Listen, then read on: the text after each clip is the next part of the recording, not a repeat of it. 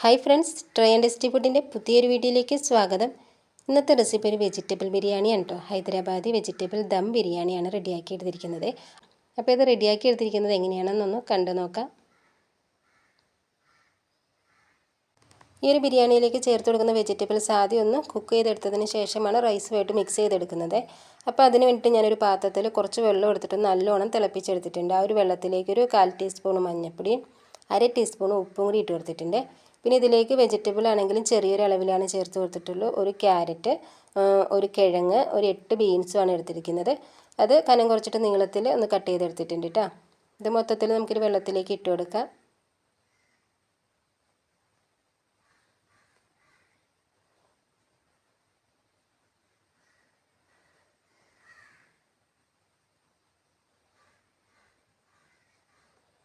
ഇനി ഇതിലേക്ക് ചേർത്ത് കൊടുക്കുന്നത് ഒരു മീഡിയം സൈസിലുള്ള കോളിഫ്ലവർ ആയിരുന്നു. അതിൻ്റെ പകുതി ഭാഗമാണ് എടുത്തിട്ടുള്ളൂ.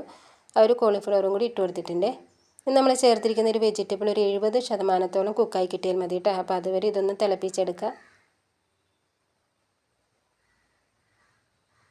70% കുക്കായി എടുത്തിട്ടുണ്ടെങ്കിൽ പിന്നെ ഒരു വെജിറ്റബിൾ ഇതേപോലെ തണുത്ത വെള്ളത്തിലേക്കാണ് കേട്ടോ കോരി എടുക്കുന്നത്. അപ്പോൾ ഈ ഒരു സ്റ്റെപ്പ് വേണമെങ്കിൽ ഒരു അരിപ്പ പാത്രത്തിൽ കോരിയെടുത്തതിന് ശേഷം അതിലേക്ക് തണുത്ത വെള്ളം ഒഴിച്ചിട്ടൊന്ന് കഴുകിയെടുത്തിരുന്നാലും മതിയേ. ഇങ്ങനെ ചെയ്യുന്നത് കൊണ്ട് നമ്മൾ റെഡിയാക്കി എടുത്തിരിക്കുന്ന ആ ഒരു വെജിറ്റബിളൊക്കെ കൂടുതൽ അങ്ങോട്ട് വെന്ത് വെന്ത് കുഴഞ്ഞു പോകാണ്ടിരിക്കും. എല്ലാം വേറിട്ടായിട്ട് നമുക്ക് കിട്ടും കേട്ടോ.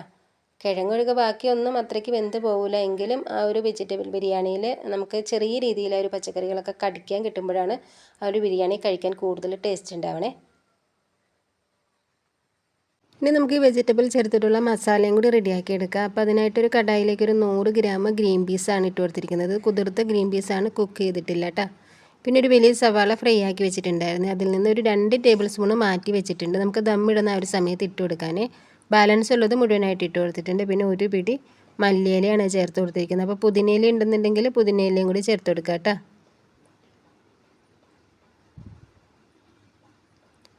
ഒരു ടേബിൾ സ്പൂൺ ഇഞ്ചിയും വെളുത്തുള്ളിയും കൂടി പേസ്റ്റ് ആക്കിയത് ചേർത്ത് കൊടുക്കുക. ഒരു ടീസ്പൂൺ ജീരകം ചേർത്ത് കൊടുക്കുക കേട്ടോ. ചെറിയൊരു കഷ്ണം കറുവപ്പട്ട ചേർത്ത് കൊടുക്കുക. 1 ഇഞ്ച് വലിപ്പത്തിലുള്ള കറുവപ്പട്ട ചേർത്ത് കൊടുക്കുക കേട്ടോ. 2 ബേ ലീഫ്, ഒരു 4-5 ഏലക്ക, ഒരു 6 ഗ്രാമ്പു, പിന്നെ 2 ടീസ്പൂൺ ഉപ്പ് ചേർത്ത് കൊടുക്കുക കേട്ടോ.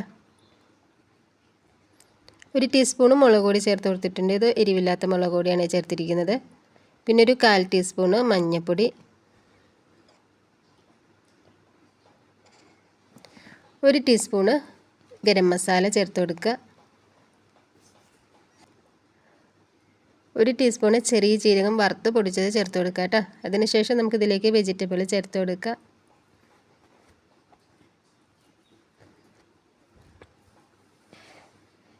രണ്ട് പച്ചമുളക് ചേർത്ത് കൊടുക്കുക കേട്ടോ. ഒരു ചെറുനാരങ്ങയുടെ പകുതി ഭാഗം നീരൊന്ന് പിഴിഞ്ഞ് ചേർത്ത് കൊടുക്കുക. ഇനി ഇത് നല്ലോണം ഒന്ന് മിക്സാക്കി എടുക്കുക കേട്ടോ. അപ്പോൾ ഇതേപോലെ മിക്സായി കിട്ടിയിട്ടുണ്ടെങ്കിൽ പിന്നെ ഞാൻ ഇതിലേക്ക് ഒരു 1/2 കപ്പ് തൈര് ചേർത്ത് കൊടുക്കുന്നുണ്ട്. ഇത് പുളിയില്ലാത്ത തൈരാണ്. പുളിയുള്ള തൈരാണെങ്കിൽ 1/2 കപ്പ് ചേർത്ത് കൊടുക്കണ്ട കേട്ടോ. ഒരു 1/4 കപ്പ് ചേർത്ത് കൊടുത്താൽ മതിയേ. പിന്നെ ഒരു 2 ടേബിൾ സ്പൂണ് ഓയിൽ ചേർത്ത് കൊടുക്കുക. 2 ടേബിൾ സ്പൂണ് നെയ്യും കൂടി ചേർത്ത് കൊടുക്കുക കേട്ടോ.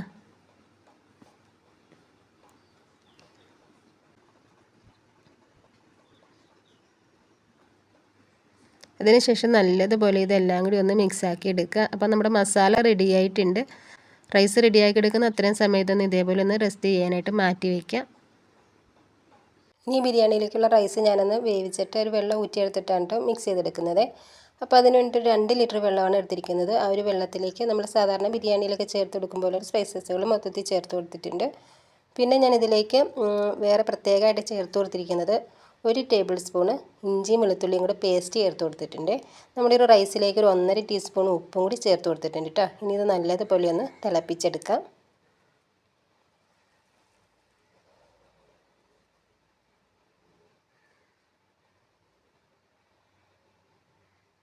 അങ്ങനെ ഒരു വെള്ളം നല്ലതുപോലെ തിളച്ച് വന്നിട്ടുണ്ട്. നമുക്കിതിലേക്ക് റൈസ് ചേർത്ത് കൊടുക്കാം. ഞാൻ ബസ്മതി റൈസാണ് എടുത്തിരിക്കുന്നത്. 1/2 കിലോ റൈസാണ്. ആ ഒരു റൈസ് 3-4 പ്രാവശ്യം കഴുകിയതിന് ശേഷം ഒരു 10 മിനിറ്റ് കുതിരാനായിട്ട് ഇട്ടിട്ടുണ്ടായിരുന്നേ. അപ്പോൾ റൈസ് ചേർത്ത് കൊടുത്തതിന് ശേഷം നമുക്കിതൊന്ന് അടച്ചു വെച്ചിട്ട് കുക്ക് ചെയ്തെടുക്കാം കേട്ടോ. ഒരു 70% വേവിച്ചെടുത്താൽ മതിയേ. ആ ഒരു റൈസും 70% വെന്തതിന് ശേഷം വെള്ളം വലാനായിട്ട് ഊറ്റി വെച്ചിട്ടുണ്ടായിരുന്നു കേട്ടോ. അപ്പോൾ നമുക്ക് ഈ ഒരു റൈസിനെ ഈ ഒരു വെജിറ്റബിളിലേക്ക് ചേർത്ത് കൊടുക്കാം. റൈസ് ചേർത്തതിന് ശേഷം ഒന്ന് ലെവൽ ചെയ്ത് കൊടുക്കാം കേട്ടോ.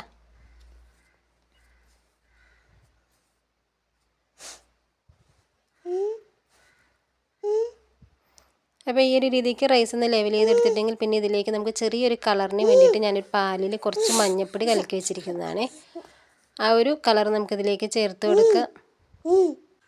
അതിനുശേഷം അതിന് മുകളിലായിട്ട് കുറച്ച് സവാള വറുത്തതും ഒരു ലേശം ഗരം മസാലയും മല്ലിയിലയൊക്കെ ചേർത്ത് കൊടുക്കുക. പിന്നെ കുറച്ച് നെയ്യും കൂടി ചേർത്ത് കൊടുക്കുക കേട്ടോ. നെയ്യ് ചേർത്ത് കൊടുക്കുന്നത് നമ്മുടെ ഓരോരുത്തരുടെ ഇഷ്ടമനുസരിച്ച് കൂട്ടിയും കുറച്ചൊക്കെ ചേർത്ത് കൊടുക്കുക. പിന്നെ നമ്മൾ ആ റൈസ് വേവിച്ചെടുത്തിരുന്ന ആ ഒരു വെള്ളമില്ലേ, അതിൽ നിന്നൊരു 50 ml വെള്ളമൊക്കെ ഇതിലേക്ക് ചേർത്ത് കൊടുക്കുക കേട്ടോ. ആ ഒരു ഗ്രീൻ പീസ് നമ്മൾ കുക്ക് ചെയ്യാണ്ടല്ലേ ഇതിലേക്ക് ചേർത്ത് കൊടുത്തിരിക്കുന്നത്. അപ്പോൾ ഇതേപോലെ ആ ഒരു വെള്ളമൊക്കെ ചേർത്തിട്ട് ദമ്മിട്ടെടുക്കുമ്പോഴത്തേക്കും ബാക്കിയുള്ള വെജിറ്റബിളൊക്കെ നമുക്കൊന്ന് വെന്ത് കിട്ടുവേ. ഇനി ഇതൊന്ന് അടച്ചു വെച്ചതിന് ശേഷം ഇതിന് മുകളിൽ എന്തെങ്കിലും ഒരു വെയിറ്റ് വെച്ച് കൊടുക്കുക. എന്നിട്ട് ലോ ഫ്ലെയിമിൽ വെച്ചിട്ട് ഒരു 15 മിനിറ്റ് ഒന്ന് ദമ്മിട്ടെടുക്കുക കേട്ടോ. ബിരിയാണി റെഡി ആയിട്ടുണ്ട് കേട്ടോ. ഇനി നമുക്കിതൊന്ന് മിക്സ് ചെയ്തെടുക്കാം. അപ്പോൾ ഒരു ബിരിയാണിയുടെ വീഡിയോ ഇഷ്ടപ്പെട്ടാൽ ഒന്ന് ലൈക്ക് ചെയ്യുക. സബ്സ്ക്രൈബ് ചെയ്യാത്തവരുണ്ടെങ്കിൽ സബ്സ്ക്രൈബ് ചെയ്തിട്ട് സപ്പോർട്ട് ചെയ്യുക. ഫ്രണ്ട്സിനും ഫാമിലിക്കൊക്കെ ഷെയർ ചെയ്യുകയും നിങ്ങളുടെ അഭിപ്രായങ്ങൾ അറിയിക്കുകയൊക്കെ ചെയ്യാം കേട്ടോ.